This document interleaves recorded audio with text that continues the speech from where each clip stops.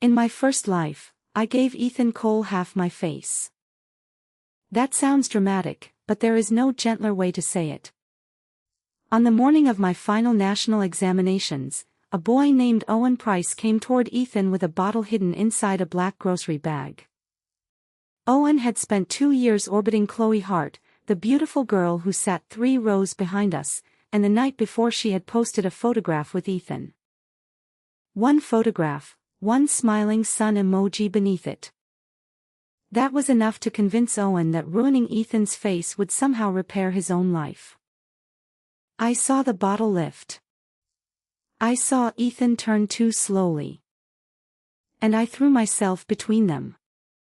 Concentrated acid struck the left side of my face and shoulder. For years afterward, people called what I had done brave. They said I had saved a life. No one talked about what happened to mine. The skin grafts, the surgeries, the months when I could not close my left eyelid properly. The way strangers looked at me and then looked away too quickly. The university place I lost because I missed the examinations. The supermarket job I took because I could not bear to sit another year in a classroom where everyone knew my story. Ethan cried at my bedside in the beginning.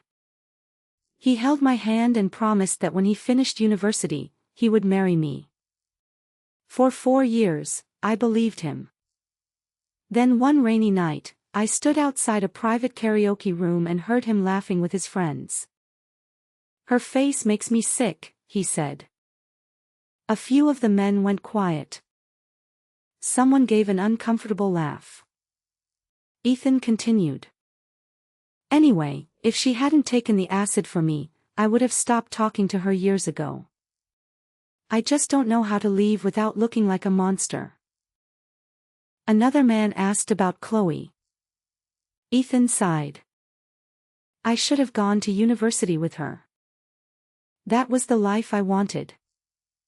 I remember crouching on the concrete stairwell afterward, one hand pressed to my stomach while I vomited bile between my shoes. I remember thinking that acid was not the cruelest thing that had ever touched me. Then everything went black.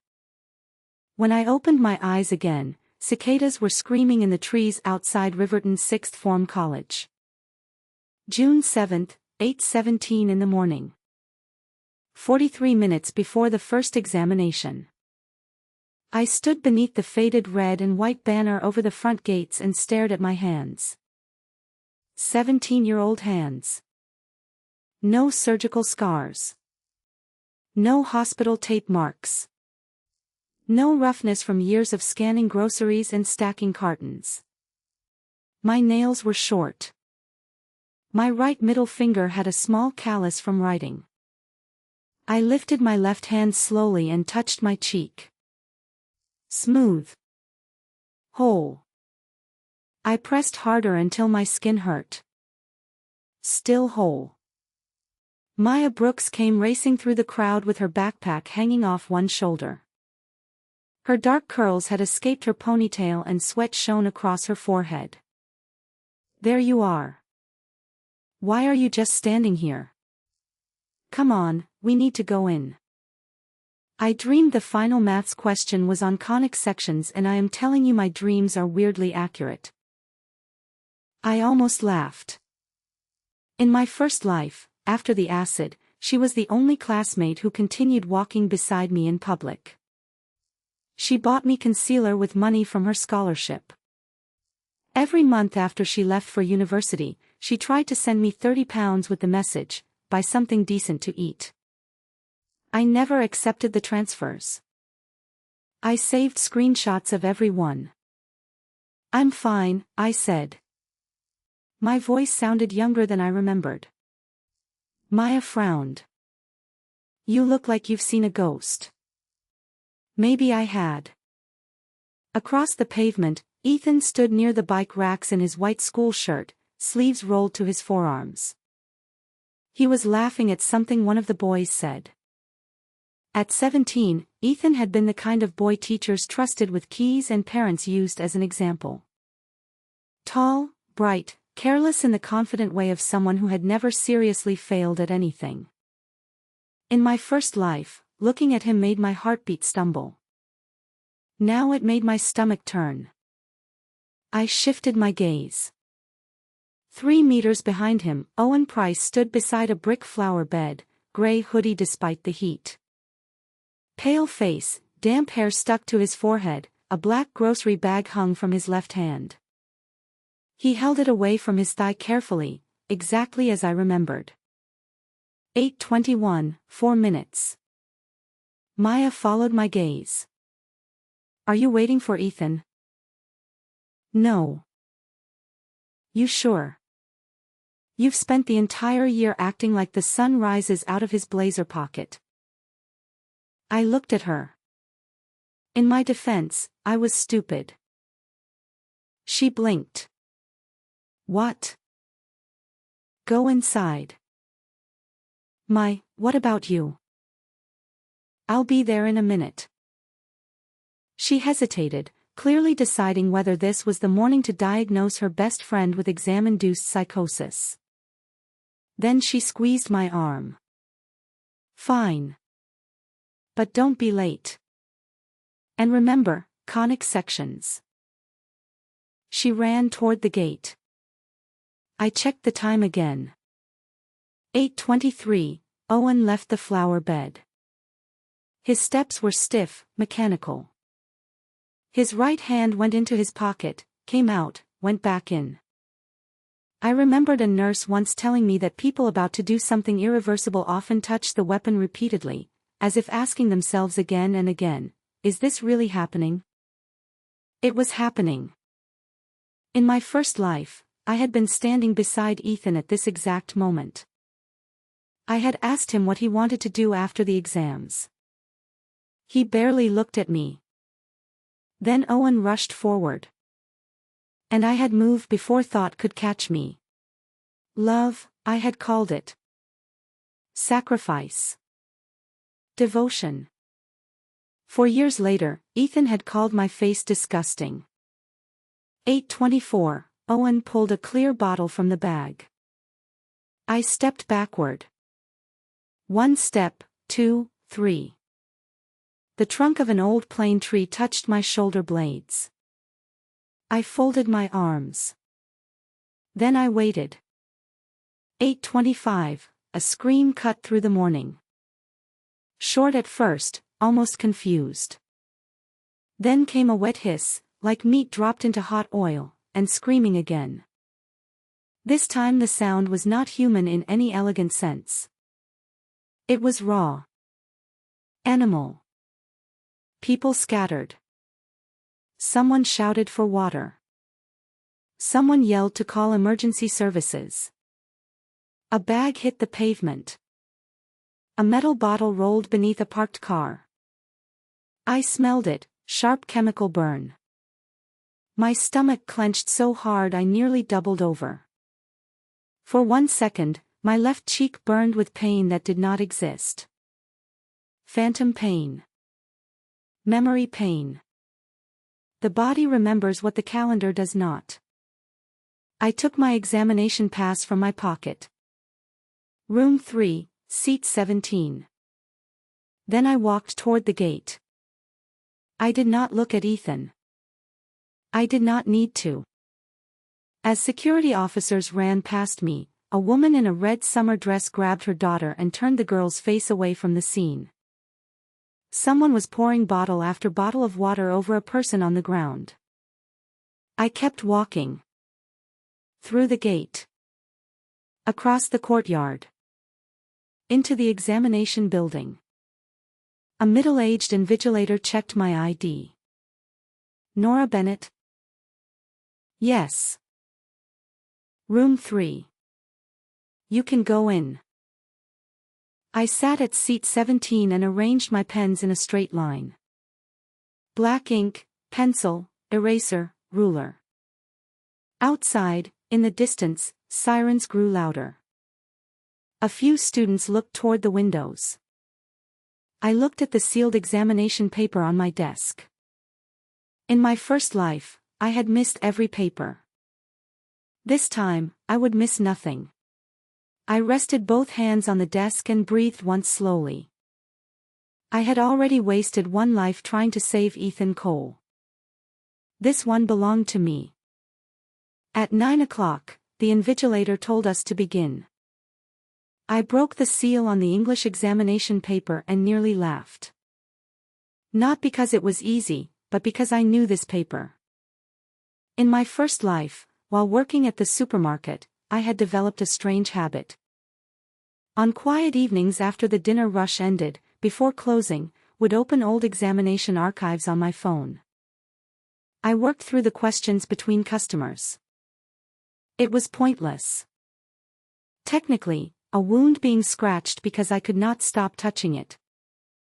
What would I have scored?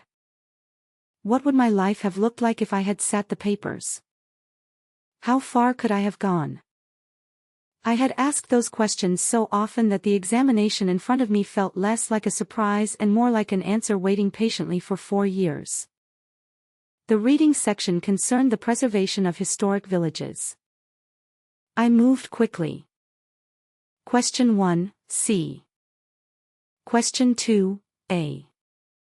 Question 3, D. My pen hardly paused. When I reached the essay, I stopped. The prompt asked us to discuss the meaning of retreat. When is stepping back cowardice, and when is it wisdom? For several seconds, I stared at the words. Then I wrote a title, 3 Steps. I did not write about acid. I did not write about Ethan. I wrote about the lie young women are taught, that loyalty is measured by how much pain we can absorb for other people. I wrote about how courage is sometimes mistaken for self-erasure. I wrote that stepping back from harm is not abandonment. It is recognition. By the time I finished, my hand ached. I put my pen down with 12 minutes remaining. In my first life, at this exact time, doctors had been cutting dead tissue from my cheek. The anesthetic had worn thin once during the procedure.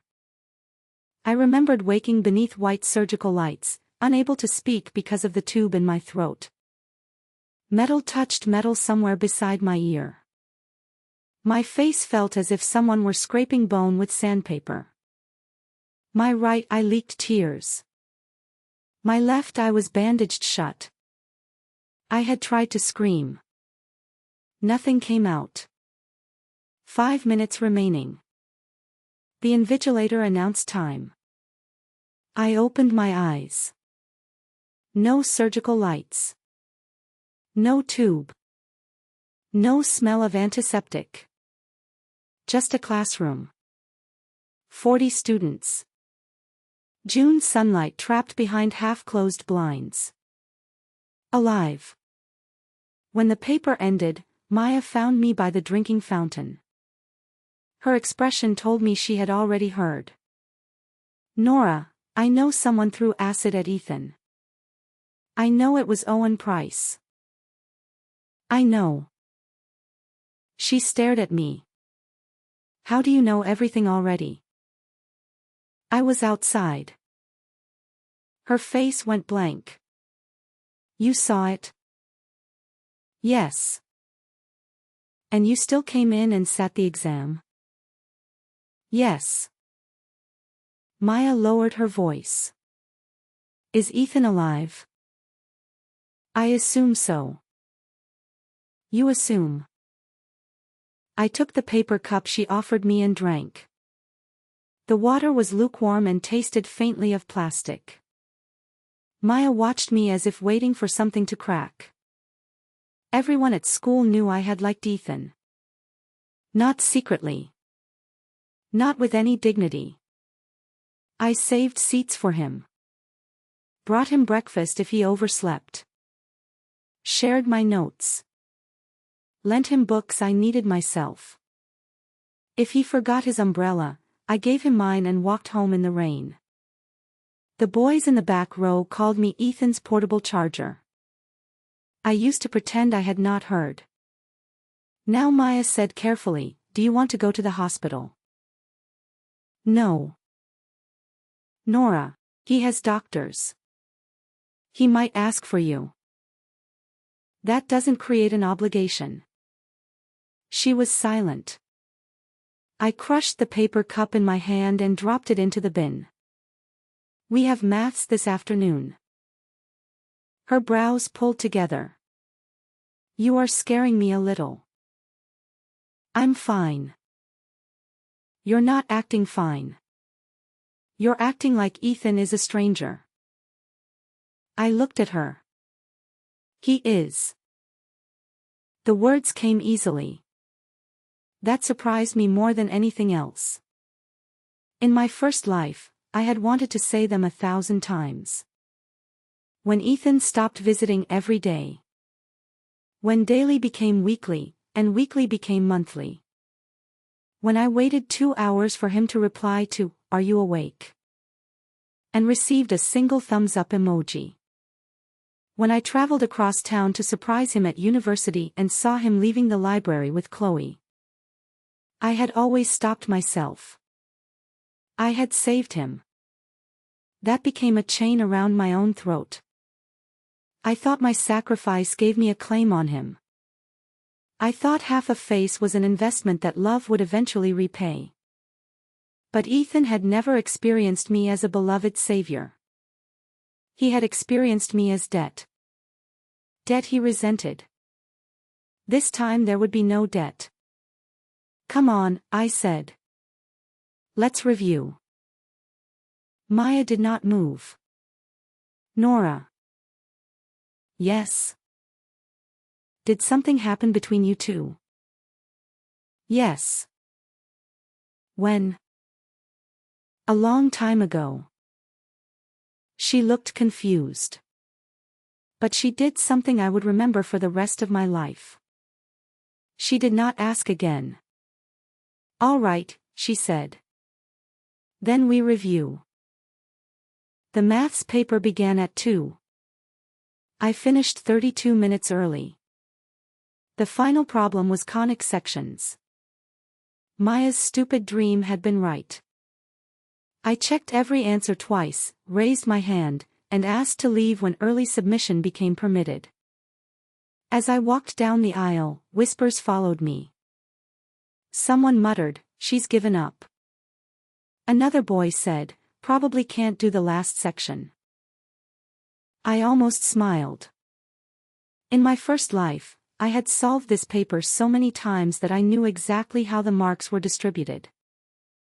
Outside, the school gates were partly cordoned off. Police spoke with administrators near the entrance. The pavement had been washed, but one patch of stone beside the flower bed was paler than the rest. I stopped for half a second. That square of pavement had been the center of my first life. My entire future had once collapsed there. I stepped over it. A girl's voice called behind me. Nora Bennett. I turned. Chloe Hart stood a few meters away. Even after a full day of examinations, she looked put together.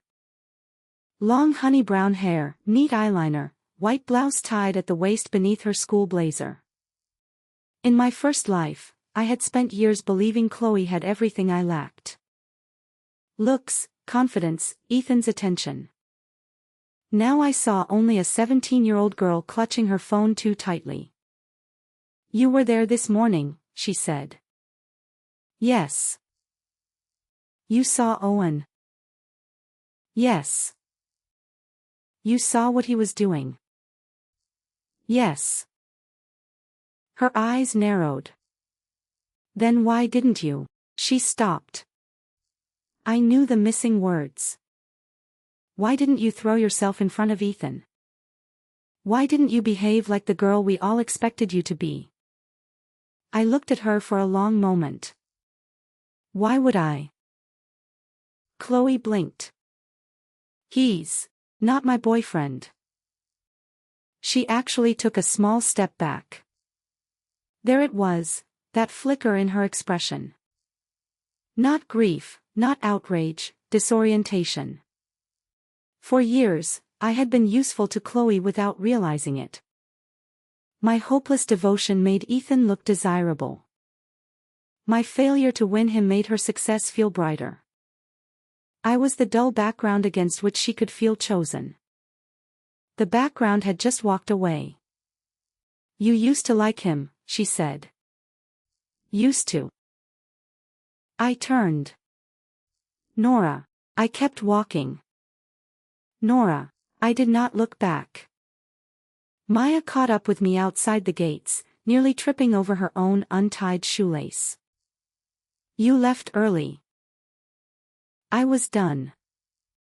The final problem, conic sections. I told you. She grabbed both my shoulders. You did. Did you solve it? All of it. Her smile faded into suspicion. Your last mock was barely 70%. That was before. Before what? I thought of a hospital bed, a grocery scanner, a karaoke stairwell. Before I got serious. She studied my face. Then very softly, she asked, do you still love Ethan? No. The answer surprised neither of us this time. Maya nodded once. Good. That was all. Good. She trusted me enough to let my decision stand without demanding evidence. My throat tightened. I looked away quickly, pretending the afternoon sun was too bright. Come on, I said. We still have science tomorrow. She looped her arm through mine. All right. But after this, you are buying me noodles. Why? Emotional damages. You submitted early and aged me 10 years. Go to a doctor. I'm going to invoice you. We walked across the pale patch of pavement together. This time, I did not slow down. The final examinations ended 2 days later. Riverton exploded into celebration. Students poured out of school gates wearing scribbled shirts and paper crowns. Someone set off cheap fireworks in the car park. Takeaway shops filled with teenagers ordering too much food and shouting over one another. Maya and I went to a tiny noodle place behind the bus station. She ordered chili noodles so spicy that sweat immediately appeared on her upper lip. I chose soup dumplings and watched steam fog the window beside us. You are weirdly calm, she said for the 5th time that week. I'm eating. Exactly. Everyone else is screaming in the street like they escaped prison. I might scream after dessert. You won't. No. She pointed her chopsticks at me. See? That's what I mean. My phone rang. Unknown number. I answered. Is this Nora Bennett? Yes. This is a nurse from Riverton General Hospital. Burns Unit. We have a patient here named Ethan Cole. Maya froze with noodles halfway to her mouth. The nurse continued. He has been very distressed and repeatedly asking for you. His mother wondered if you might be able to come in. Sometimes a familiar person can help keep a patient calm during dressing changes. No. A pause. I'm sorry. I won't be coming. He has significant facial burns. I understand. He is in a great deal of pain. I'm sure the medical team is treating it. The nurse's voice changed slightly. Less professional script, more human uncertainty. May I ask what your relationship is to the patient? None. I ended the call. Maya slowly lowered her chopsticks. You really aren't going? No. I think, she stopped. What? I think that's allowed. I looked at her. Maya swallowed and put down her chopsticks. You are allowed not to go. Everyone keeps acting like because you liked him, he owns some permanent piece of you. He doesn't. Something hot gathered behind my eyes. I reached for my water. Thank you. For what? For saying that before I had to. She shrugged. That's what friends are for. Later that evening, another unknown number called. This time, I let it ring. Then again. Then again. On the fourth call, I answered. Nora. Linda Cole's voice. Ethan's mother. Her voice was raw. Nora, sweetheart, please don't hang up. I said nothing. I know things between you and Ethan may have been complicated, but he keeps asking for you. He wakes up after medication and asks if Nora came. He won't eat. He fights the nurses when they change the dressings. I closed my eyes. In my first life, Linda had sat beside my hospital bed crying. You silly girl. Why did you jump in front of him? We will never forget what you did. At the time, I had interpreted those words as love. Later, I learned gratitude decays when people are forced to look at it too long. One Christmas, Linda mailed me a box of bargain biscuits. 2 packets were out of date. I ate the rest. They were the only gift I received that year. Nora, she whispered. I'm here. Please come. 10 minutes. 5. You don't have to touch him. Just let him hear your voice. No. She inhaled sharply. Nora, he could be scarred for life. Yes. He's 18. Yes. How can you be so calm? My hand tightened around the phone. Because I had been 17. Because I had been scarred for life. Because no one had asked whether I deserved the face I lost. Because Ethan had eventually called that face disgusting. But Linda did not know any of that. To her, I was simply a girl refusing to comfort her injured son. I hope he recovers, I said. But I'm not responsible for making that happen. Nora, good night, Mrs. Cole. I blocked the number. For the next 2 weeks, I worked mornings at a convenience shop.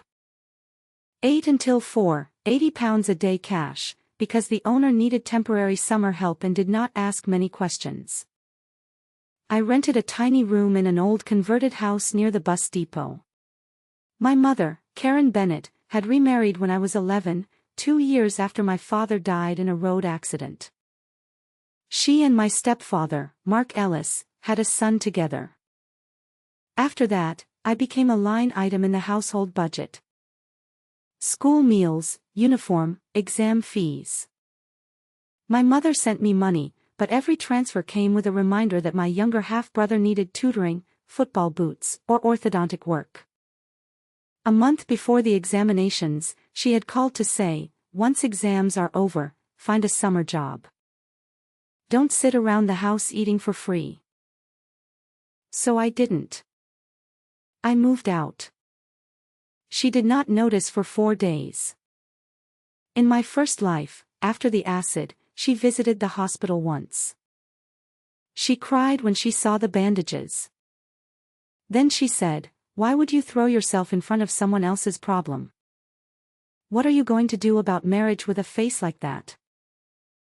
That was the moment I understood. She was not afraid I was suffering. She was afraid I had become expensive. This time, I saved her the trouble. I paid my own rent. I ate cheap food. At night, I studied first-year university material borrowed from the public library, calculus, biology, introductory chemistry.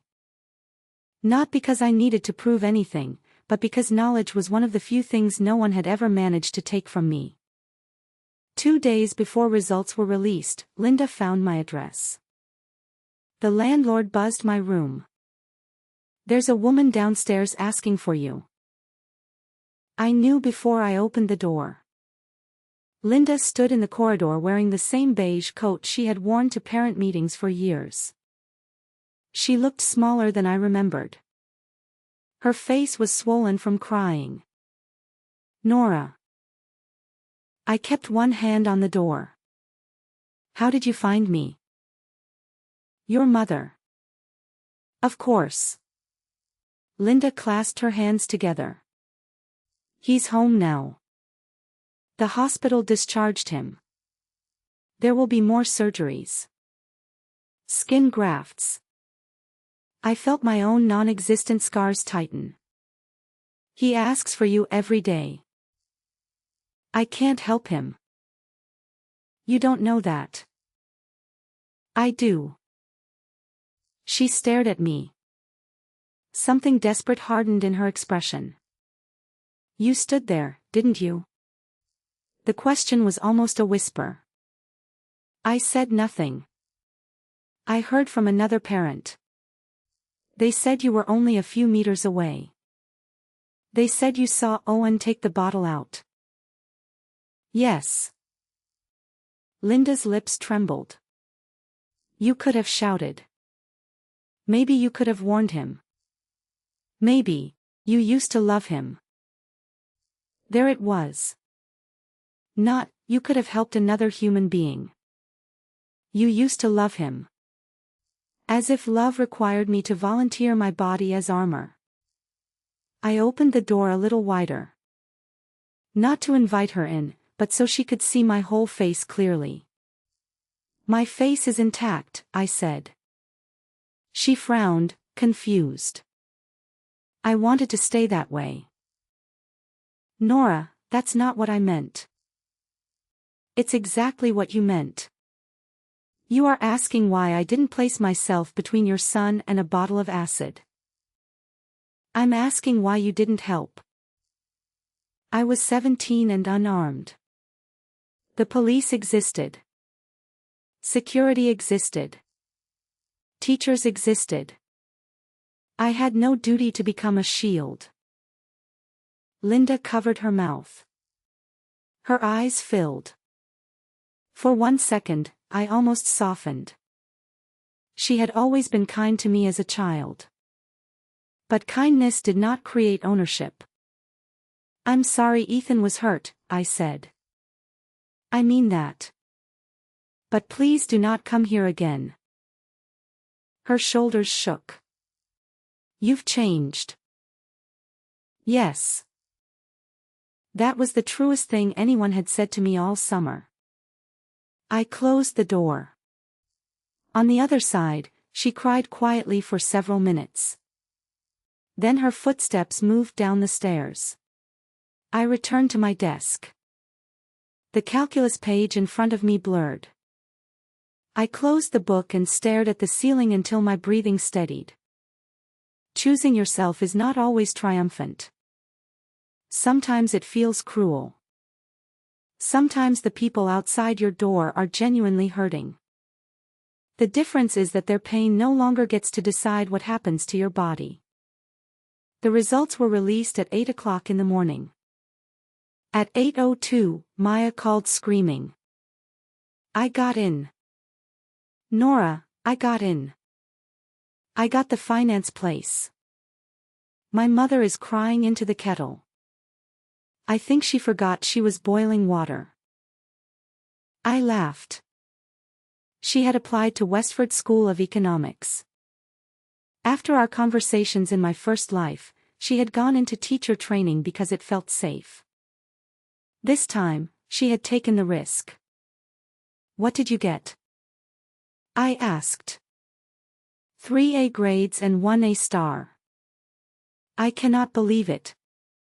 "Check yours." "No. I opened the results portal on my old laptop. My heart did not race until the page began loading. Then suddenly I was 17 again in every possible sense.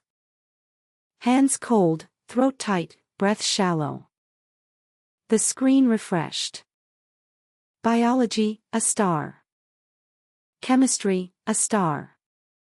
Mathematics, a star. Physics, a star. National Medical Aptitude Examination, 99th percentile overall. Academic ranking, 1st in Reborn district, 3rd in the region. For a moment, I could not move. In my first life, my name had appeared beside the word absent. This time, every line on the screen looked like a door. Maya was shouting through the phone. Nora. Nora. Did the website crash?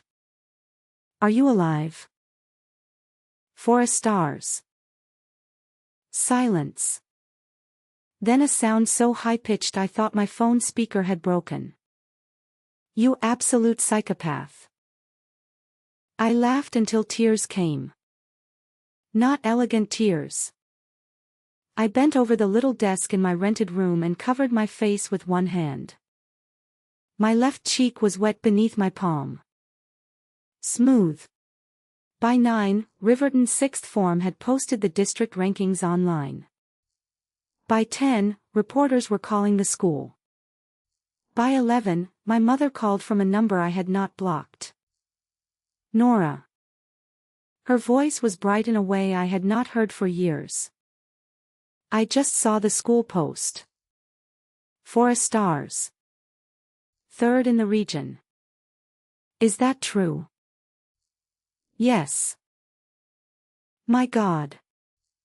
That means Northbridge will take you, doesn't it? Northbridge University was the most selective medical program in the country. Old stone buildings, research hospitals, Nobel laureates, and photographs across their website. The kind of place teachers said with reverence. I had completed the interview months earlier, before Rebirth, mostly because my science teacher had insisted. I applied. The conditional offer required 3 A stars. I had 4. Yes, I said. My mother shouted away from the phone. Mark, she did it. Nora got Northbridge. Then she came back, suddenly warm.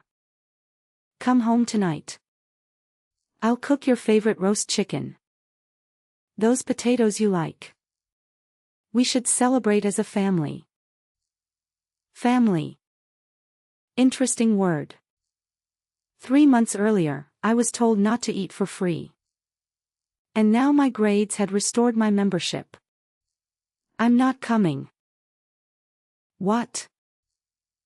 I have work. You can skip 1 shift. No. Nora, don't be ridiculous. This is important. It was important before the results too. She went quiet. I continued calmly. The last time you called before the exams, you told me to get a job immediately afterward because my brother's expenses were high. I didn't mean, you did. You're twisting my words. I remember them exactly. Her tone sharpened. I raised you. I pay for everything. Now you're acting like I'm some stranger because I asked you to be responsible. I am responsible. I pay my rent. I work. My scholarship covers university housing and tuition. You already arranged that. Yes. A pause. I could hear my younger half-brother in the background asking for breakfast. My mother lowered her voice. What about the maintenance grant? The award money from the district. You could save some of that for what? Another pause. I smiled without humor. There it was.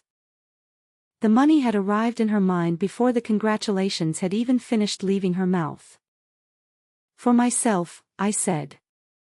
I'm saving it for myself.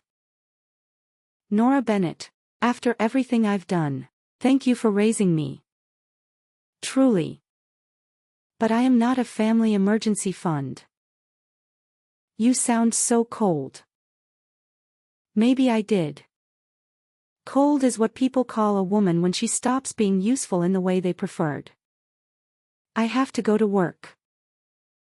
Nora, I ended the call. That afternoon, the formal email arrived from Northbridge. Congratulations, Miss Bennett. Your conditions have been satisfied. We are delighted to confirm your place in medicine. I read the email 6 times. Then I printed it at the convenience shop and folded the page into my backpack. The owner, Mr. Patel, noticed the university crest. Northbridge. I nodded. He looked at me over his reading glasses. My daughter applied there once. Didn't get an interview. I was lucky. No. He shook his head. Lucky is finding 10 pounds in a coat pocket. That is work. He pointed toward the stock room. Go home early. I'm scheduled until 4. Today you are scheduled until 2. I need the money. You will still be paid until 4. Go. I stared at him. Mr. Patel, go celebrate before I change my mind. I walked out of the shop carrying a paper bag of pastries he pretended were too old to sell. They were not old. Maya met me by the river. We sat on the stone embankment eating custard pastries with our feet dangling above the water. She had brought 2 cans of sparkling lemonade. To Northbridge, she said, raising hers. To Westford Finance. We tapped cans. The sound was small. Nothing like champagne. It was enough. My phone buzzed. Unknown number. A message, Nora, it's Ethan. I heard about your results. Congratulations. I always knew you were brilliant. I'm sorry for everything. Can we talk once before you leave? I read it. Then deleted it. Maya watched me. Him. Yes. You going to answer? No. She nodded and took another bite of pastry. The river moved slowly below us, carrying reflected sunlight in broken pieces. For the first time in either life, Ethan's regret had arrived too late to matter. And that felt better than revenge. The official admission packet arrived in a dark blue envelope 3 weeks later. I was carrying bottled water into the convenience shop stock room when Mr. Patel shouted my name from the counter. A courier stood by the door holding the envelope with the Northbridge crest printed in silver. For a moment, I simply stared at it. In my first life, admission letters had become another species of grief. I used to see teenagers open them in the supermarket queue while their mothers filmed. I would scan their crisps and chocolate, say congratulations, and keep my scarred cheek angled toward the till. Once a girl in a Northbridge sweatshirt came through my lane with her father. She complained that first-year anatomy was ruining her social life. I smiled and handed her the receipt. Then I cried in the staff toilet for 6 minutes.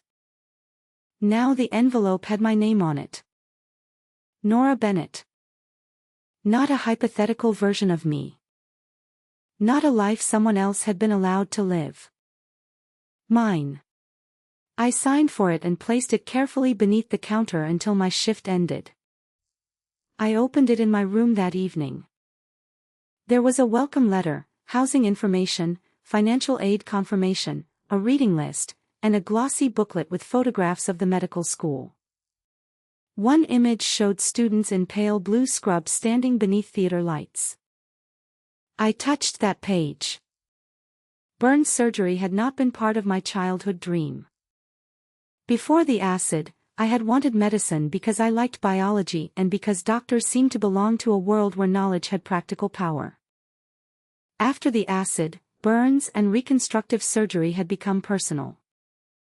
I had lived 7 months among people relearning their own faces. A factory worker whose forearms were scarred by steam. A 6-year-old boy burned in a kitchen accident. A woman who wore a scarf over her neck even while sleeping because she could not bear to look at the grafted skin.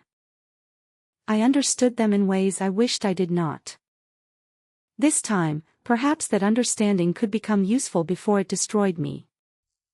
I slid the letter back into the envelope and placed it under my pillow. The next morning, Ethan was waiting outside the convenience shop. I nearly walked past him. Nearly. He wore a black baseball cap pulled low and a medical mask covering the lower half of his face. Even from 10 meters away, I could see a regular pink scarring climbing from beneath the mask toward his right temple. His right eyebrow was partly gone. One eyelid lipped tight. He had lost weight. The handsome boy from the school gate seemed to have been erased and redrawn with a harsher hand. For one terrible second, my body remembered compassion before my mind could stop it. Then I remembered the karaoke stairwell. Her face makes me sick. Ethan stepped toward me. Nora, you shouldn't be here. I tried calling. I know you blocked every number. Yes. His visible eye flinched. I just want 5 minutes. I'm going to work. Please. People passed us on the pavement. Most glanced at Ethan and then quickly looked away. I knew that look. God, I knew it. It was the look that says I am trying not to stare, which is still a form of staring. Ethan noticed me noticing. His hand rose automatically toward the side of his face. Nora, I understand now. I almost laughed. What do you understand? What it feels like.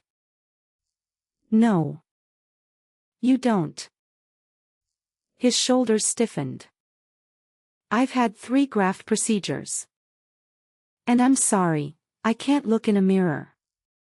I'm sorry, my mother has to help me change the dressings. I'm sorry, his voice broke. Then why does it sound like you're reading from a card? Because I had once wanted to hear those exact sentences from him. I wanted him to understand what he had escaped. I wanted him to imagine my pain. But seeing him like this, it did not heal me. It did not return 4 lost years from my first life. It did not make me feel victorious. Mostly, it made me tired. I don't know what you want from me, I said. You used to care. There it is again. Used to. He looked down. For several seconds, neither of us spoke. Then he said, I was going to ask you out after exams. A lie. And maybe not a deliberate one. Maybe trauma had already started rewriting his own memory into something he could survive. In my first life, he had wanted Chloe. He always had. You don't need to make the past prettier for me, I said. I'm not. You are in love with Chloe. His visible eye snapped up. How do you know that? I had no answer that would not sound insane. So I shrugged. Everyone knew. That doesn't mean, it doesn't matter. He stepped closer. Nora. When the bottle came at me, I looked for you. My skin went cold. What? After. On the ground. I remember thinking you were there. I remember waiting for you to come. I said nothing. His voice dropped. I thought you would. Of course he had. Even before my sacrifice in the first life, Ethan had already absorbed my devotion as a law of nature. If he forgot a notebook, Nora would have one. If he needed homework notes, Nora would send them. If rain started, Nora would offer an umbrella. If acid flew toward his face, Nora would step in front of it. I didn't, I said. Why? The question held genuine bewilderment. That was what hurt most. He did not know why I had stopped giving. He only knew the supply had ended. I chose myself. His jaw moved beneath the mask. Did you know Owen was going to do it? I looked at him too directly, too long. His eye narrowed. Nora, I saw him take out the bottle. You could have shouted. Yes. You could have warned me. Yes. His face went pale where the skin remained uninjured. But you didn't. No. For a second, anger replaced pain. You watched. I thought of a different life. I watched you grow tired of visiting me. I watched you look away from my scars. I watched you choose Chloe in every way that mattered while promising me a future out of guilt. I watched you tell your friends my face disgusted you. Yes, I said. He took a step back as if I had struck him. The door of the convenience shop opened behind me. Mr. Patel leaned out. Nora, everything all right? Yes. Ethan stared at me. There were tears in his visible eye. You really hate me? No. That seemed to confuse him more. Hate would mean you still occupy too much space. I walked past him into the shop. He did not follow. Through the glass, I watched him stand on the pavement for almost a minute.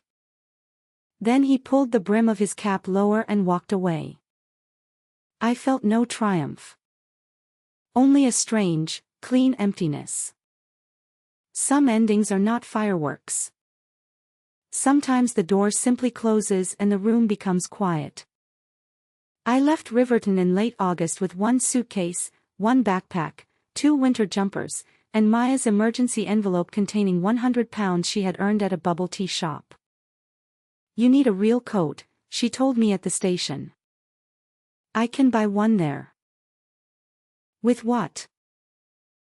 My wages. You are not spending your food money on a coat. I have a grant. I don't care.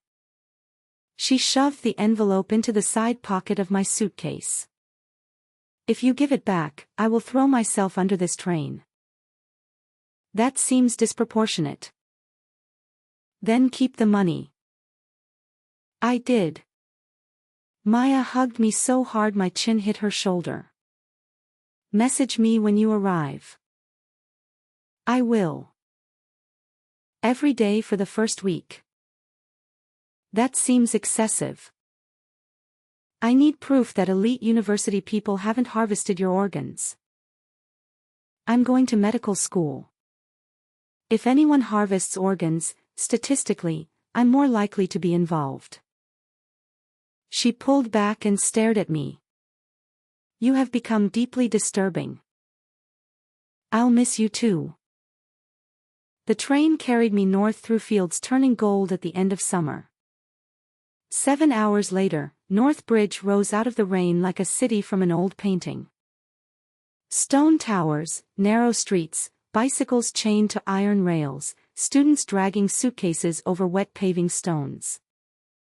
The University Medical School occupied a mixture of ancient buildings and a new glass research complex attached to Northbridge University Hospital. I stood outside the main entrance and touched the cold stone column beside the door. In my first life, I had once used a photograph of this building as my phone wallpaper. Now rain dotted my sleeve while real students hurried around me. I laughed under my breath. A passing woman gave me a curious look. I didn't care.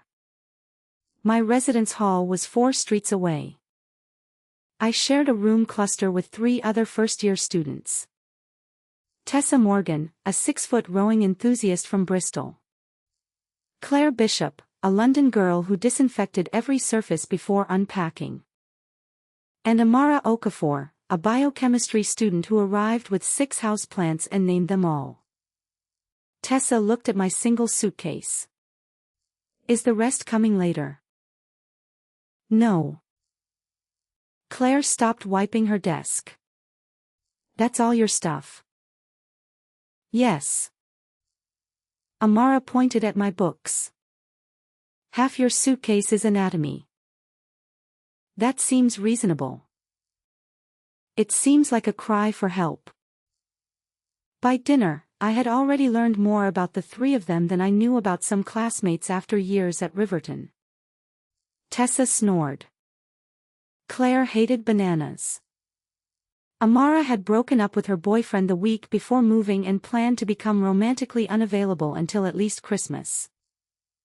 I ate alone in the dining hall that first evening. Not because they excluded me, but because solitude had become my resting state. I chose tomato pasta, a bowl of soup, and the cheapest hot tea. Halfway through dinner, someone placed a tray opposite me. Is this seat taken? I looked up. He was tall and lean, wearing a navy t-shirt that had clearly survived too many washing cycles. Dark hair fell slightly over his forehead. His eyes were gray-brown, the kind of color that changed depending on light. No. He sat. For a while, we ate in silence. Then he said, "First year?"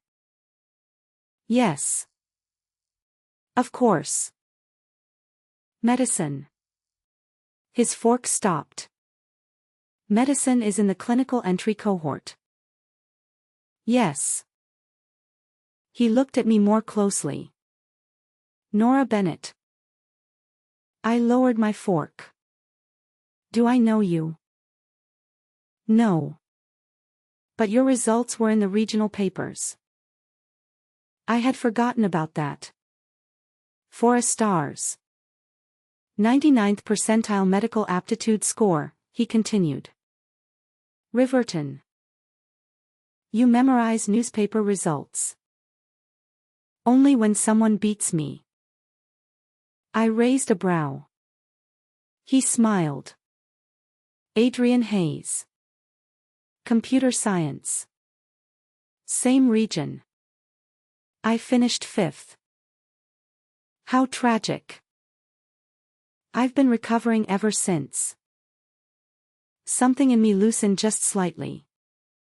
He had an easy way of speaking that did not demand a performance from me. No visible calculation, no flirtatious smirk, no assumption that because I was alone, I was lonely. We talked for 10 minutes, mostly about the food. Northbridge's tomato pasta, Adrian claimed, had the texture of a government apology. I told him his roast beef looked worse. It is worse, he said.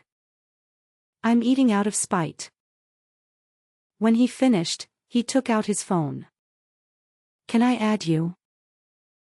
For what? Regional solidarity. That's a terrible reason. I can try again. Go on. You seem like someone who will never voluntarily ask another human being for help. So I'm creating the option in advance. I stared at him. He held up both hands. Too accurate. A little. His profile picture was a gray cat sitting inside a cardboard box with an expression of profound disappointment. I scanned the code. His account had no public posts. Nothing on your profile? I asked. Nothing worth sharing. Same. See? Regional solidarity. He stood with his tray. Good luck with anatomy, Nora Bennett. Good luck recovering from 5th place. He laughed and walked away. I watched him for 2 seconds too long. Then I looked back at my soup. Hot. Ordinary. Safe. My first week at Northbridge was exhausting. Lectures began at 8.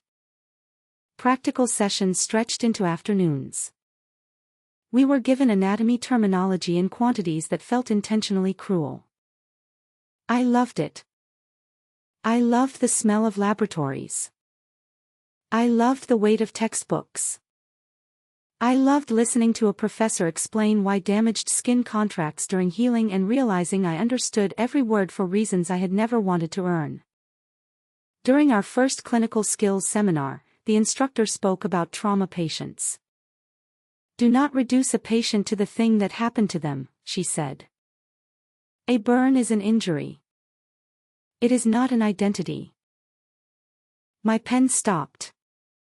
For 4 years of my first life, I had been the acid girl at school reunions I never attended. I was the one who got burnt at the supermarket, where customers whispered after recognizing me from old local news stories. Ethan's friends referred to me as the girl who saved him. The injury swallowed my name. A burn is an injury. It is not an identity. I underlined the sentence twice that night. I put the lecture page under my pillow beside my admission letter. Not because I believed paper had magic. Because I wanted proof near me while I slept. Proof that the future was no longer hypothetical. By November, Northbridge became gray, wet, and brutally cold. I discovered that Maya had been correct about the coat. I bought one secondhand from a charity shop for £24 and texted her a photograph. She replied immediately, "You look like a divorced accountant." I typed back, "Warm divorced accountant." She sent 6 laughing emojis. My routine hardened into something precise. 6 in the morning, wake. 6:30, library. 8 until noon, lectures. Afternoons, practicals or hospital observation. Evenings, library again. Saturday mornings, I volunteered at a rehabilitation clinic attached to the hospital.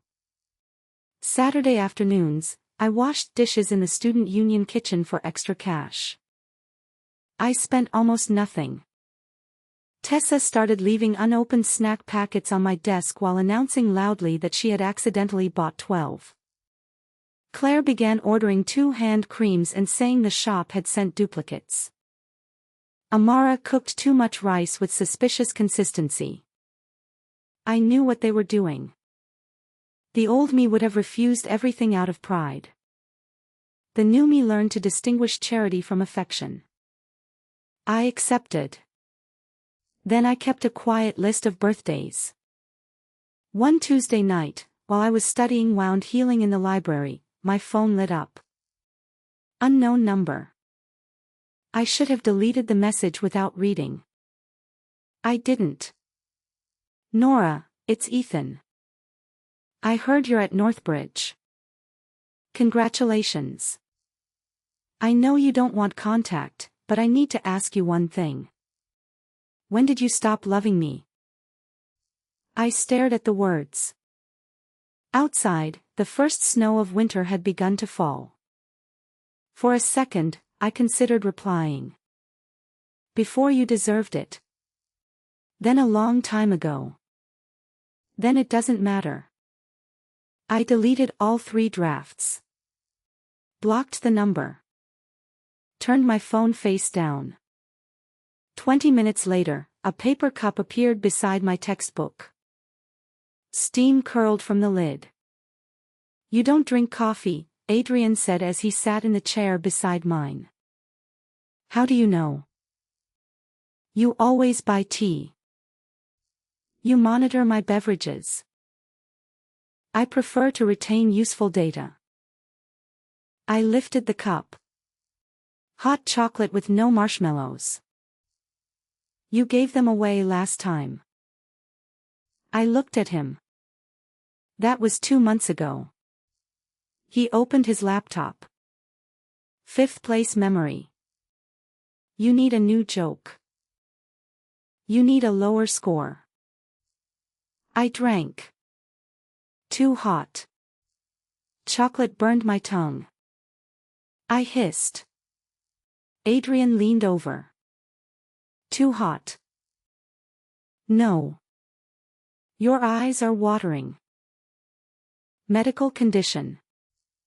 Diagnosis, mind your business. His mouth twitched. We studied beside each other for nearly 3 hours without speaking. That was what I liked about him first. He was comfortable with silence. Ethan had always needed an audience. If he was bored, I had to entertain. If he was frustrated, I had to listen. If he did well, I had to praise him. I had mistaken constant emotional labor for closeness. Adrian sat beside me and existed. Nothing more was required. When the library announced closing time, snow covered the courtyard outside. The world had gone quiet. Our shoes made soft crunching sounds on the path. What residence are you in? Adrian asked. Linden Hall. I'll walk you. You live east. I'm flexible. That's not what directions mean. I know. I glanced at him. He looked straight ahead, hands in his coat pockets. You don't have to. I know. We walked anyway. Campus lights turned the snow gold at the edges. Halfway across the quad, Adrian said, "Someone upset you earlier." My shoulders tightened. What makes you think that? You read one text message for almost a minute, then stared at the same paragraph for 20. You really do monitor me. I notice you. The words stopped me. Adrian stopped too. Snow settled lightly in his dark hair. Neither of us spoke for several seconds. He seemed to realize what he had said. His ears turned red. Not in a sinister way, he added. I laughed. A real laugh. It surprised both of us. I didn't think you meant surveillance. Good. We started walking again. At Linden Hall, I turned toward the door. Thank you for the chocolate. You're welcome. And the escort. You're welcome. He hesitated. Nora. Yes. If something is wrong, you can tell me. I studied him. Anything within reason. If you need a body buried, I'd need more notice. That's disappointing. I'm in computer science, not logistics. I smiled again. Then his expression became serious. I mean it. You don't always have to handle everything alone. A familiar defense rose automatically. I can. I didn't say you can't. That shut me up. There was the difference. Ethan had liked being needed because need made him important. Adrian was telling me I could remain capable and still let someone stand nearby. I'll remember that, I said. Good. He started to leave, then turned back. Tomorrow. Second dining hall. They're serving sticky toffee pudding. Is that a question?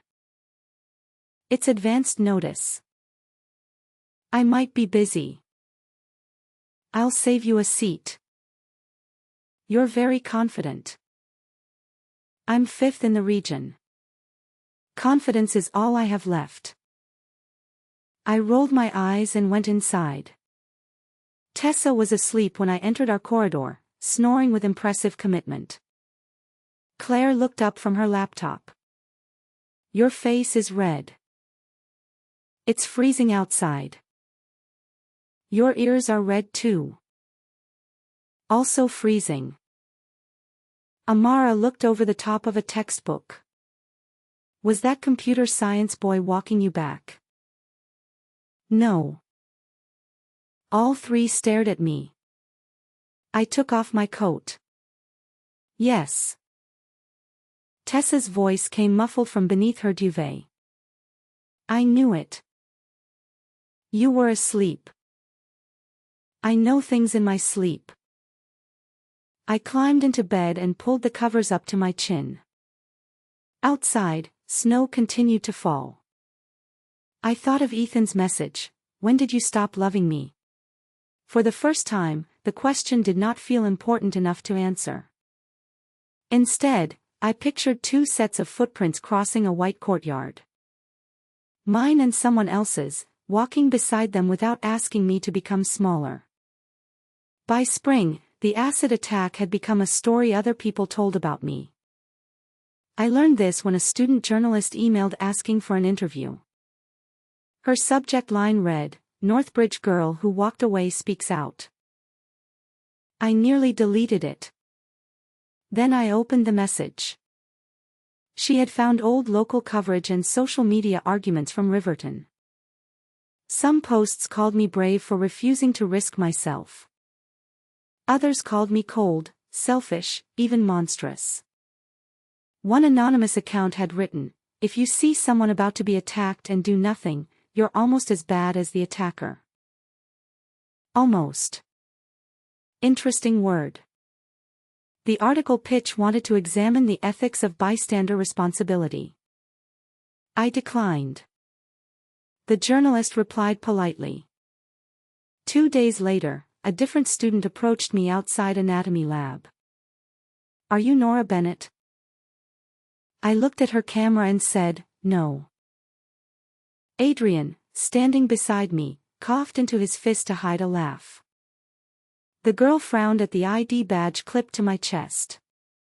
It clearly said, Nora Bennett. I walked away. That was terrible lying, Adrian said. I'm a medical student, not an actor. Your badge betrayed you. It has poor loyalty. He fell into step beside me. You all right? Yes. Actual yes. I glanced at him. He had developed categories. There was polite yes, tired yes, angry yes, and actual yes. Actual yes. He nodded. We had become friends in the quiet way seasons change. There was no single beginning. He started saving me seats. I started bringing him tea when his coding labs ran late. He helped me build a spreadsheet for tracking clinical reading. I taught him enough first aid to stop him panicking when Tessa sliced her thumb while chopping onions. He knew I hated raisins. I knew he called his grandmother every Sunday at 6. Neither of us called it anything that made it safe. Until April. I had a practical assessment the following morning and spent the evening rehearsing examination sequences in an empty teaching room. At 10:30, I came out to find Adrian sitting on the floor opposite the door with 2 vending machine sandwiches. You're still here. You said you'd finish at 10. It ran late. I noticed. Why didn't you leave? He stood and handed me a sandwich. You forget to eat when you're nervous. I'm not nervous. You alphabetized your flashcards. That proves organization. It proves danger. We sat on a bench in the deserted corridor, eating terrible sandwiches. The hospital lights were dimmed for the night. Somewhere far away, a trolley wheel squeaked rhythmically. I was tired enough to lose some of my usual defenses. "Can I tell you something strange?" I asked. Adrian turned toward me. "Always. I used to think being loved meant being necessary." He said nothing. So I continued. If someone needed me, I felt safe. If I was useful enough, loyal enough, forgiving enough, then they couldn't leave. Did it work? No. Good system. I laughed softly. It was a terrible system. Who taught you that? I looked down at my sandwich wrapper. My mother. Maybe Ethan. Maybe no one. Maybe I taught myself. Adrian was quiet for a long time. Then he said, "I don't need you." My chest tightened before I could stop it. He saw my expression and added immediately. "That came out wrong. A little. I mean," he rubbed the back of his neck. "I can feed myself. I can pass my modules. I can call a taxi if I'm injured. My life functions without you." Very romantic. I'm getting there. I waited. His eyes held mine. "I want you around anyway." Everything inside me went still. He continued more quietly. "That's different from need." Yes. It was so different that I had no language for it at first. No debt. No rescue. No bargain. Just preference. Choice. I looked away because my eyes had suddenly become hot. "You're terrible at speeches," I said.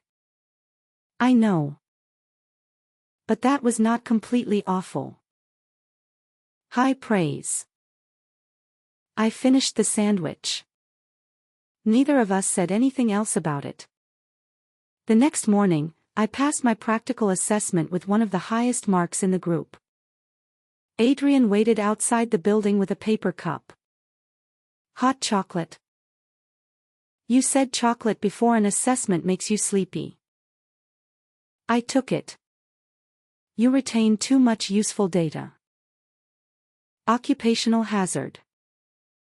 I smiled. Then my phone rang. Unknown number. I almost ignored it. Something made me answer. Nora. Linda Cole. Her voice sounded older. "Mrs. Cole, I'm sorry to call. I know you asked me not to." Adrian's expression changed. He stepped away without leaving, giving me privacy while remaining nearby. Linda took a breath. "Ethan is having another operation next week." I said nothing. "He asked me not to contact you."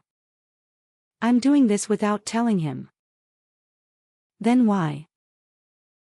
"Because I wanted to apologize." That I had not expected. "For what?" "For coming to your room. For asking why you didn't protect him." Her voice shook. I was terrified. I was angry. "And I made you responsible because I couldn't make sense of what happened." My throat tightened. I kept thinking, Nora loves him. Nora would have done anything for him. And I never stopped to ask why a 17-year-old girl should have to. I closed my eyes. The hospital corridor disappeared. For one moment, I was back in that rented room, listening to her cry outside my door. "I'm sorry," Linda said. Not all apologies repair relationships. Some simply return a burden to the person who should have carried it from the beginning. Thank you, I said. I hope you're happy there. I am. I saw the university page. Medicine. Yes. You always were clever. I almost said, clever didn't save me last time. Instead I said, take care of yourself too. We ended the call. I stood very still. Adrian approached slowly. Actual yes. He asked. I looked at him.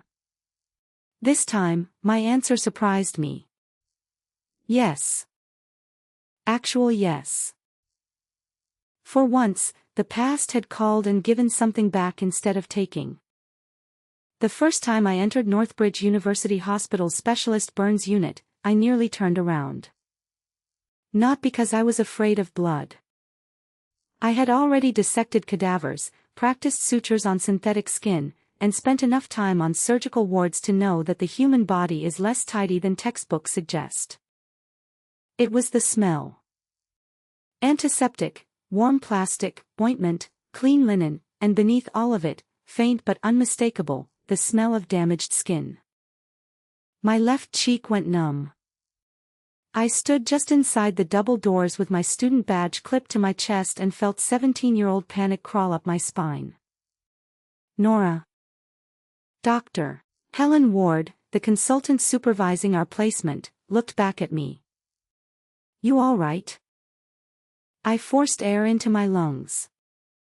Yes. Actually, yes. No. But I could become yes. I'm fine, I said again. She studied me for a second, then nodded. Tell me if you need a break. I followed the group. The first patient was a man in his 50s who had been injured in an industrial accident. The burns covered part of his neck, chest, and right arm. He joked with the consultant about hospital coffee while a nurse changed the dressing near his shoulder. The second was a young woman named Leah, 22, hot oil injury. Her lower face and collarbone were healing beneath pale pink grafts. When 6 medical students entered, she immediately pulled the blanket higher. Dr. Ward asked permission before we approached. Leah agreed, but I saw her eyes moving between us. Measuring, waiting for the stare. I knew that calculation. How long did their gaze stay? Did their expression change? Would they smile too brightly afterward to compensate? Dr. Ward discussed contracture risk and graft management. I listened. Then Leah noticed me looking at the dressing on her jaw. Her mouth tightened. I shifted my eyes to hers. Not away. To hers. Something in her shoulders eased. After the group moved on, I stayed back long enough to return a pen she had dropped. Thank you, she said. You're welcome. She touched the edge of her blanket. Does it look awful? The question was quiet, so quiet I almost pretended not to hear. I sat in the visitor chair beside the bed. It looks like healing skin. That's not what I asked. No, it wasn't. In my first life, people had lied to me constantly. You can barely tell. It's not that bad. Beauty comes from inside. Every lie confirmed the thing they were trying not to say. It's noticeable, I said. And it's early. No one can honestly tell you what the final result will be yet. Leah's eyes filled. But noticeable is not the same as ruined. She looked away. You say that like you believe it. I almost laughed. I had died once because I did not believe it. I do now. She nodded slowly. That evening, I sat outside the hospital on a concrete bench until the sky went dark. Adrian found me there. He did not ask how.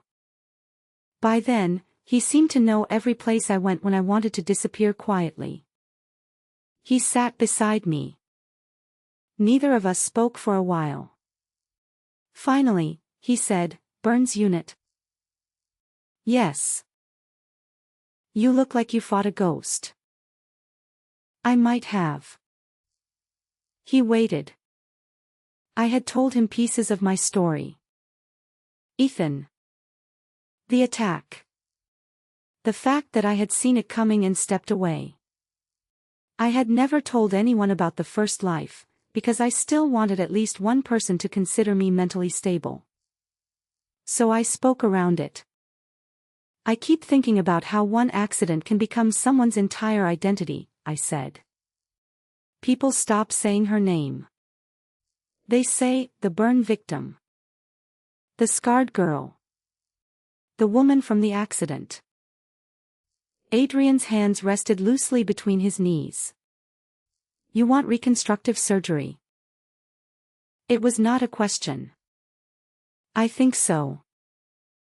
"You've been circling it since first term." "I know." "Why burn specifically?" I looked at the hospital windows glowing above us. "Because faces are strange." That is a very medical answer. "Let me finish." He smiled faintly. I touched my own cheek. "People say appearance shouldn't matter. They say character matters, intelligence matters, kindness matters. And all of that is true. But your face is also the thing you present to the world before you speak. When that changes suddenly, people act like wanting it back is vanity." Adrian said nothing. I continued. "I don't think it's vanity. I think sometimes it's grief. I want to understand how to help with that grief without pretending it shouldn't exist." He looked at me for a long time. "You're going to be very good at this." The certainty in his voice made me uncomfortable. "You don't know that." "I do." "Why?" "Because you care about the part nobody puts in the exam question." I looked away. "You say inconvenient things." "I'm told that often." He stood and offered me his hand. "Come on." "Where?" "You've been here since placement ended. You haven't eaten." "I had a cereal bar." "That's not food. It legally contains calories." "Nora." I looked at his hand. There was a time when taking someone's hand would have felt like surrendering something. Now I understood it could simply mean standing up. I placed my hand in his. He pulled me to my feet and let go immediately. No possession, no drama, just contact then space. We walked toward the dining hall. That night, I changed the preferred specialty on my academic planning form. Reconstructive and burn surgery. I stared at the words after clicking save. In my first life, acid had narrowed my world until it was the only thing I could see. In this one, I would study it until I could make it useful. That was not forgiveness. It was conversion. Pain into skill. Memory into purpose. My mother came to Northbridge in May without warning. Claire opened the residence door and called my name with the careful expression people use when they suspect family drama is about to enter the building. "There's a woman downstairs who says she's your mother." For 1 second, I considered saying I didn't have one. Then I closed my pharmacology notes. "I'll go." Karen Bennett stood in the lobby wearing a new cream coat and holding 2 shopping bags. She looked healthier than the last time I had seen her. Her hair was shorter. Her nails were painted. She smiled when she saw me, but the smile trembled at the edges. Nora. What are you doing here? I came to see my daughter. She held up the bags. I brought food. Your favorite biscuits. And a jumper. I looked at the labels. Not cheap. A year earlier, she had reminded me that my brother's tutoring cost too much for me to waste money on takeaway. Now she had traveled across the country with department store shopping bags. I have exams next week, I said. I know. I won't stay long. We sat in a cafe across from the residence. She ordered tea for both of us without asking. For several minutes, she talked too much. My brother had changed schools. Mark's business was slow. Their boiler had broken in February. The neighbor's daughter had dropped out of university. Then she asked about medicine. Are you top of the class? There isn't a single ranking.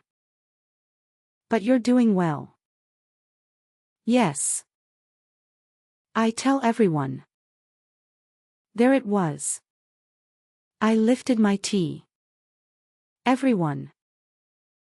Family. Friends. People at work. They're very proud of me. Of course. No. I mean, are they proud of me or proud that you're my mother? Her face changed. Nora, why do you always make things ugly? I'm asking. I came all this way. Yes. With gifts? Yes. And you're interrogating me. I set down the cup. What do you need? She went still. Nothing. What do you need? I told you. I came to see you. I waited. My mother had never been good with silence. After 20 seconds, she looked out the window. Your brother has been offered a place at a private sports academy. There it was. It's expensive, she continued. But he has talent. Real talent. The coaches say, how much? Nora, I'm not asking you to pay for everything. How much are you asking? She looked wounded. You received that district scholarship and the university grant. I thought perhaps, temporarily, my grants pay for housing and food. But you work. Yes. You've always been sensible with money. Because I had to be. You want my living money for his academy. That's not fair. Is it inaccurate? She rubbed her forehead. He's your brother. Half-brother. That is a horrible thing to say. It is a factual thing to say. He loves you. He barely knows me. That's because you left. I almost admired the speed of the rewrite. I left. Not, we told you not to eat for free. Not, we noticed you were gone after 4 days. Not, we became interested again when your results made the local news. I left, I said. My mother's eyes filled. I made mistakes. Yes. I was struggling. I know. I had 2 children and not enough money. I know you make it sound like I never loved you. That was harder. Because she had loved me. In pieces. In conditions. In whatever amount remained after fear, money, Mark, and my brother had taken their share. I think you loved me as much as you were able to, I said. Tears slid down her cheeks. That sounds worse. It isn't meant to. She covered her face for a moment. I remembered being 9 years old and sick with fever while she stayed awake, changing cold cloths on my forehead. I remembered her teaching me to plait my hair. I remembered my father's funeral and her hand crushing mine so tightly that our fingers hurt. People are rarely one thing. That truth makes boundaries harder, not easier. I reached across the table and pushed the tissue box toward her. I don't hate you. She wiped her eyes. Then why won't you help us? Because not hating someone is not the same as financing their choices. Because love without limits had already cost me one life. Because I'm building my own future, I said, and I'm not sacrificing it to prove I'm a good daughter. She stared at me. After a while, she nodded. Not agreement. Defeat. She left the shopping bags behind despite my protest. The jumper fit. I wore it for 3 winters. I never sent money for my brother's sports academy. He attended the local program instead. The world did not end. That lesson mattered.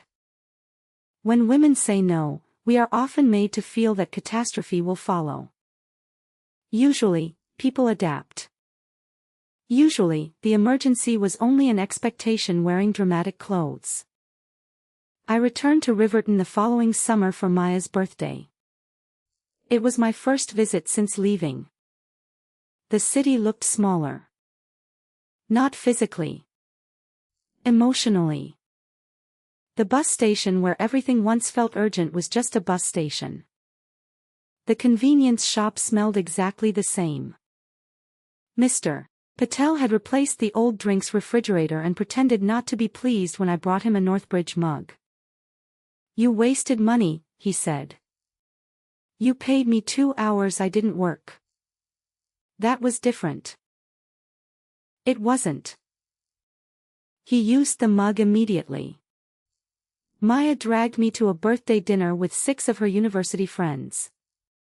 She had changed too. Her hair was shorter. Her clothes were brighter. She spoke about accounting modules and investment clubs with the same intensity she once reserved for gossip. At midnight, after everyone else left, we walked toward the river eating convenience store ice cream. I like you here, I told her. In Riverton? No. In your life. She bumped her shoulder into mine. You're getting emotional. Northbridge ruined you. Don't tell anyone. We were crossing Market Street when Maya went quiet. I followed her gaze. Ethan stood outside a late-night chemist. No mask this time. The scars were fully visible. Pink-white grafted skin covered much of the right side of his face. His eyebrow had partly regrown. The corner of his mouth pulled slightly when he noticed us. He looked older than 18. So did I. Maya whispered, "Do you want to go another way?" No. Ethan approached slowly. Hi. Hi. His eye moved to me. Nora. Ethan. We stood beneath a pharmacy sign buzzing with insects. For once, no one was dramatic. No rain, no hospital, no crowd. Just 3 former classmates on a summer street. I heard you finished first year, he said. Yes. Medicine suits you. I think so. Maya looked between us. I'm going to stand over there and very obviously pretend not to listen. She walked 5 meters away. Ethan almost smiled. She hasn't changed. She has. He nodded. So have you. So have you. His fingers touched his jaw unconsciously. I'm having revision surgery in autumn. I hope it goes well. I mean that. He said quickly, I know you probably think I only contact you because of this. He indicated his face. At first, maybe I did. I waited. I was angry. I know. I thought you owed me a warning. You said that. I was wrong. The words settled between us. He exhaled. My therapist asked why I expected you specifically to save me. I said, because you always did. I looked at him.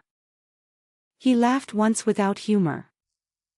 That sounded bad even to me. What happened with Chloe? I had not meant to ask. His expression changed. We tried dating after the hospital. Of course they did. She came for the first surgery. Then less often. She said hospitals made her anxious. I felt a strange echo. Not satisfaction. Recognition. Ethan looked down the street. She wasn't cruel. Not exactly. She just didn't want the life I suddenly had. The life I had once lived for him. She moved to London for university. We stopped talking around Christmas. I'm sorry. You really are, aren't you? Yes. He studied me as if searching for mockery. There was none. Pain had taught me something useful. Another person suffering the same way does not refund your own suffering. I used to think if I could make you feel guilty enough, you'd come back, Ethan said. I know. Now I think that was just another way of making you responsible. Yes. He smiled faintly. You're not going to make this easier for me, are you? No. That's fair. A bus passed, headlights sliding across his scars and then mine. Nora, I'm sorry. There was nothing grand in his voice. No tears, no promise, just a sentence. I'm sorry I treated your feelings like something guaranteed. I'm sorry I thought your kindness meant you belonged to me. My throat tightened. In another life, I had waited years for him to understand even a fraction of that. Now that he did, I discovered understanding was not the same as restoration. Thank you, I said. He nodded. Can we ever be friends? No. He closed his eyes briefly. All right. But I don't wish you harm. I know. I hope the surgery goes well. Thank you. That was it. He walked toward the bus stop. Maya returned to my side. You okay? Yes. Actually, yes. I stared at her. Adrian uses that phrase. Who is Adrian? My silence lasted exactly half a second too long. Maya's eyes widened. Oh my God. No. Oh my God. Nothing has happened yet. Stop. She hooked her arm through mine. 1 year ago, you were blocking hospital calls. Now you have a mysterious university man asking about your emotional state. He is not mysterious. Handsome. Unfortunately. Maya screamed loud enough to startle a pigeon off a shop roof. I covered her mouth with my hand. For the first time, walking through Riverton did not feel like walking through the ruins of a former life. It felt like visiting somewhere I used to live. There is a difference. Ruins demand mourning. Old addresses do not. Second year began with rain. By October, Adrian and I had stopped pretending our friendship was completely ordinary. Not because we kissed. We hadn't. Not because we called each other every night. We didn't. It was smaller than that. He knew my exam timetable without asking. I knew when his grandmother had a cardiology appointment. He kept a spare phone charger in his backpack because I always forgot mine. I carried antiseptic wipes because he constantly cut his fingers on computer hardware. When he was tired, he became quieter. When I was tired, I became sharper. We had learned each other's weather. One evening in December, I left the rehabilitation clinic after spending 2 hours with Leah, the young burn patient I had met the previous year. Her scars had matured from angry pink to a softer color. She had started wearing her hair tied back again. That day she told me she had gone on a first date. He looked at the scars, she said. What did you do? Told him he had 5 seconds to finish staring. I laughed. What happened? He apologized and bought dessert. Reasonable. She grinned. Walking back across campus, I realized something had changed in me too. For years, across 2 lives, I had measured healing as restoration. Get the old face back. Get the old future back. Get the old version of love back. But maybe healing was not return. Maybe it was the ability to move forward without needing the past to become different. Snow began as I crossed the quad. Adrian was waiting outside the library with 2 cups. You're late, he said. Clinic ran over. I know. Then why accuse me? Tradition. He handed me tea. I took it. We walked without deciding where. Snow thickened, catching in the light at the old stone bridge near the science buildings. Adrian stopped. Nora. The tone made me suspicious. What? I need to tell you something. And you're not allowed to medically assess me while I do it. That is an alarming opening. I'm serious. So am I. He rubbed his hands together. Although he was wearing gloves. Nervous. Adrian was nervous. I suddenly knew. My heartbeat changed. Not panicked. Just louder. He looked directly at me. I like you. Snow landed on his hair. I said nothing. He continued too quickly. I've liked you for a while. I wasn't going to say anything because you have approximately 6,000 emotional barricades and I value my life. I laughed despite myself. But he said, I don't want to become another person making decisions for you by pretending I don't feel something I do. That quieted me. I'm not asking you to answer tonight. You rehearsed this. Obviously. How many times? Enough to know this version is going badly. It's not. He stopped.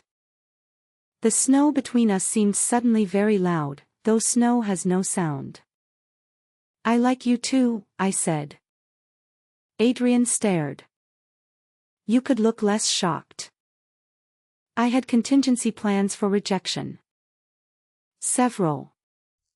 Efficient. Thank you. I wrapped both hands around my tea. But I'm afraid. His expression softened. I know. No, you don't know all of it. Then tell me the amount you want me to know. That sentence nearly ended me. Not, tell me everything. Not, prove you trust me. The amount you want me to know. I looked at the river beneath the bridge. In my first serious attachment, I thought love meant throwing myself into danger. I thought being loyal meant not having a limit. I don't ever want to become that person again. You won't. You can't promise that. No. He corrected himself. You're right. I can't. I looked at him. He took a breath. But I can promise I will never ask you to prove love by hurting yourself. My vision blurred. I hated crying in public. Also, he added, if someone ever throws acid at me, please run in the opposite direction. A laugh broke through the tears. Deal. Call emergency services from a safe distance. Very romantic. I'm improving. I wiped under one eye with my glove. Adrian did not touch me. He waited. That mattered. After a moment, I held up my hand. He looked at it, then at me. Are you sure? Yes. He took my hand. Warm glove against cold glove. Nothing cinematic happened. No music, no fireworks, no sudden certainty that this person would never hurt me. People can hurt each other without meaning to. Love is not insurance. What I had now was better than certainty. Choice. I could choose him today. I could choose myself tomorrow. Those choices did not have to be enemies. We walked toward Linden Hall hand in hand. At the entrance, Adrian released me first. Dinner tomorrow. Yes. That was suspiciously easy. Don't ruin it. He started away. Adrian. He turned. Thank you. For what? I thought about answering honestly. For wanting me without needing me broken. For standing near without demanding ownership. For making ordinary kindness feel ordinary instead of transactional. Instead, I said, the tea. He smiled. I knew you meant more. You're welcome. I went upstairs. The room was warm. Tessa was studying on the floor. Claire had fallen asleep over a pathology book. Amara was arguing with one of her plants because it had developed brown leaves. My life was absurdly normal. I loved it. I changed into pajamas, climbed into bed, and reached beneath my pillow. The Northbridge admission letter was no longer there. Months earlier, I had moved it into a folder with my academic records. I no longer needed to sleep beside proof.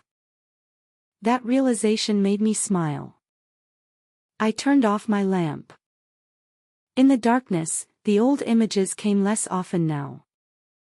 The bottle, the hiss, the hospital ceiling, Ethan laughing in that karaoke room in another life. They still existed. They were simply no longer the final scene. I had once believed I needed a second life so I could punish the people who hurt me. I was wrong. The greatest revenge was almost embarrassingly simple. I took the exam. I kept my face. I kept my future. I learned medicine. I chose my friends. I set limits with my mother. I let Ethan become responsible for his own life. And when affection returned to me in a new form, I did not kneel before it. I stood beside it. The next morning, snow covered the paths outside Linden Hall. I walked to the library early. Near the bridge, I found 2 sets of footprints from the night before still visible beneath a thin new layer of snow. One set larger, one smaller, side by side for a long stretch, then separating at the residence entrance. I stopped and looked at them. In my first life, I thought love meant following someone until I disappeared. In this life, I finally understood something else. Two people can walk beside each other and still have separate roads. I touched my left cheek. Smooth skin, cold from the morning air. Mine. Then I adjusted my backpack and continued toward the medical library. The road ahead was long. For once, I was in no hurry. There was one final piece of Riverton I had not dealt with. Owen Price. The police had taken my statement on the afternoon of the attack. At 17, I had sat in a small interview room with a paper cup of water between my hands and answered every question literally. Did I see Owen approach Ethan? Yes. Did I see the bottle? Yes. Did I know what was inside it before the liquid struck? No. That last answer was technically true in this life. I knew because I remembered another life. No police form had a box for that. Owen pleaded guilty to causing grievous bodily harm with intent and possession of a corrosive substance with intent to cause injury. Because he had been 17 at the time of the attack, his case moved through the youth justice system. Nearly 18 months later, I received a letter requesting a supplemental witness statement for a review connected to his appeal on sentencing conditions. I stared at the envelope for several minutes. Then I called the number provided. The officer remembered me. Miss Bennett? Northbridge, right? Yes.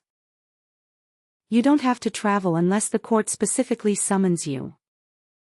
We can arrange a remote statement. I agreed. The interview took place in a university administrative office with a secure video connection. Owen's solicitor asked whether I had seen signs of unusual behavior before the attack. Yes. What kind? He was sweating heavily. He kept touching his pocket. He carried the bag away from his body. Did you consider warning anyone? There it was again. A different version of the same question. I answered carefully. I considered that something was wrong. I did not know with certainty that he was carrying acid until the attack occurred. Did you move away from Mr. Cole before the incident? Yes. Why? Because Owen's behavior made me uncomfortable. The solicitor paused.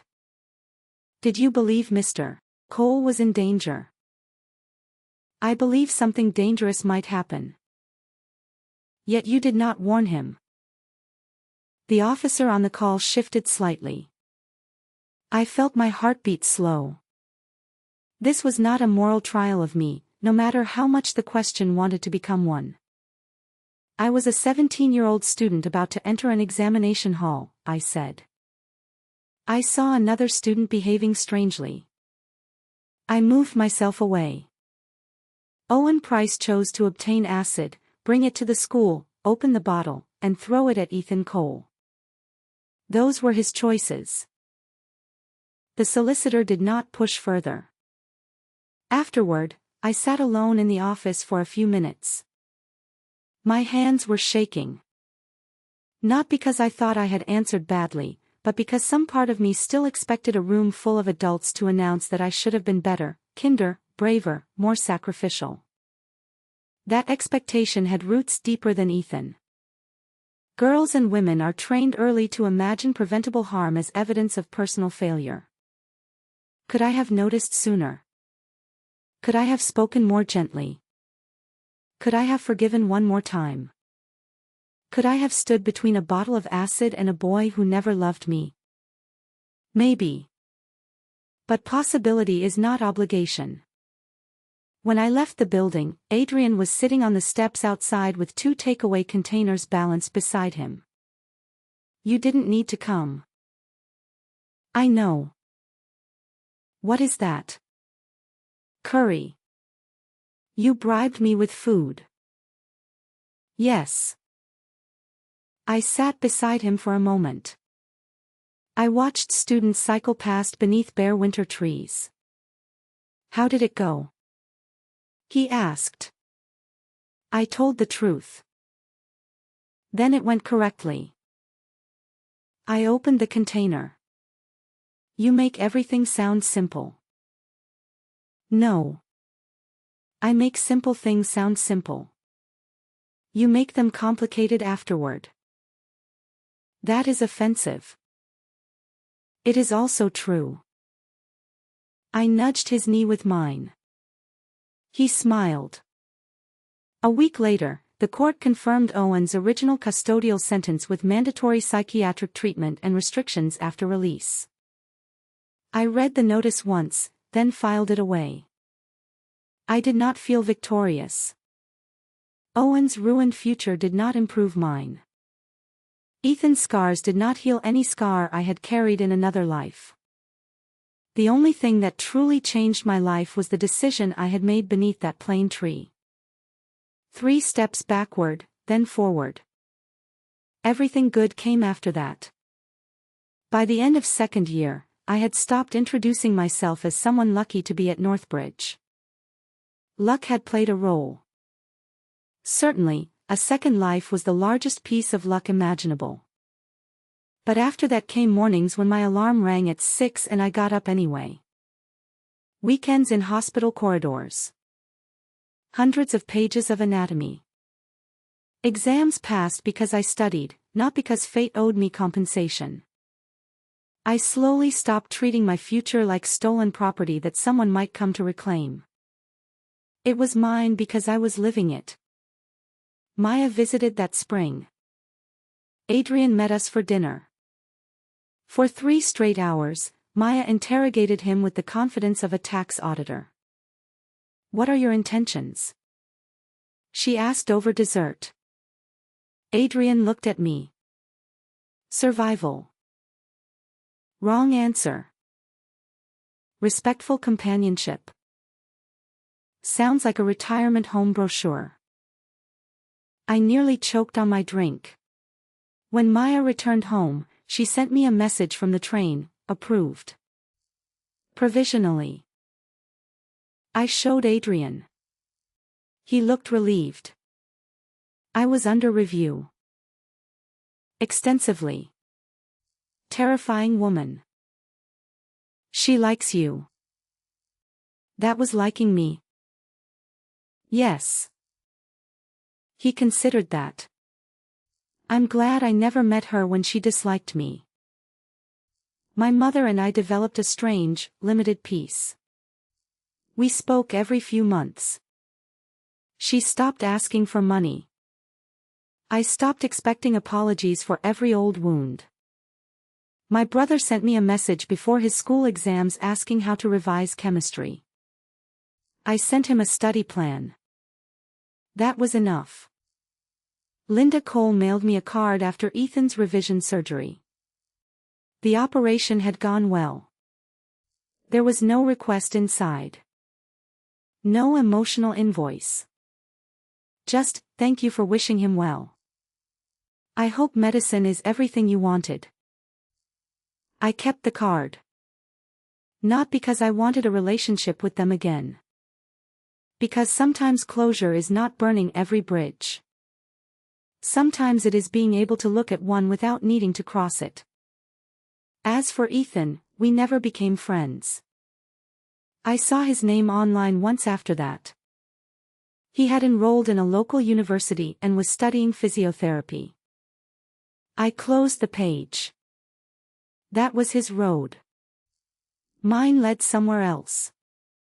One afternoon during a reconstructive surgery lecture, Dr. Ward showed us a series of long-term graft outcomes.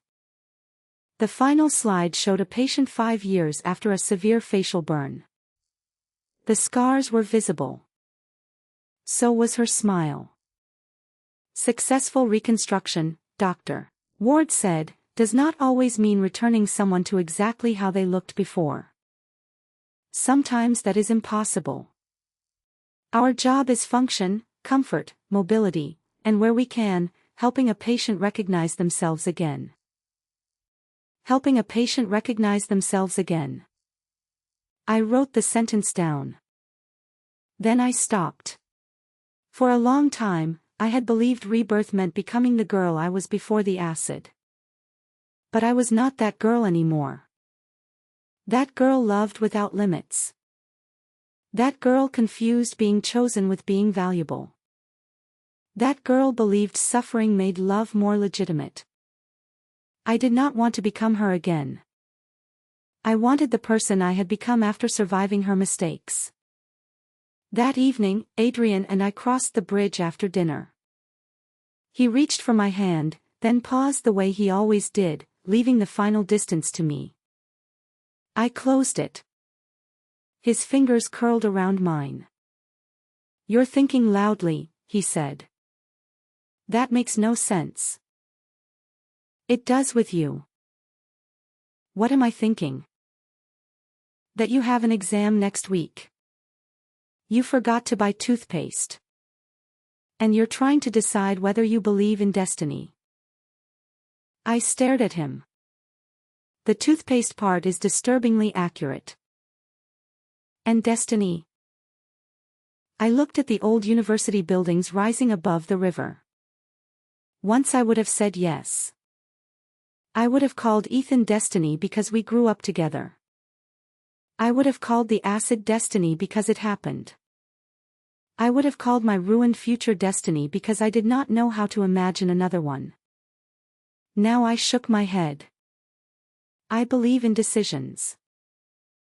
Adrian squeezed my hand once. I can work with that. Snow from the previous night remained in white lines along the edges of the path. Our footprints appeared side by side as we walked. I looked down at them and remembered the morning everything changed. 1 step back, 2, 3. I had once thought those steps were the cruelest thing I had ever done. They were not. They were the first kind thing I did for myself. I did not save Ethan. I did not save Owen. I did not save my mother from every consequence of her choices. I did not save anyone by destroying myself. I became a doctor so that one day, when saving someone was truly my responsibility, I would know how to do it without confusing care with self-erasure. But first, I saved myself. And this time, I kept what I saved.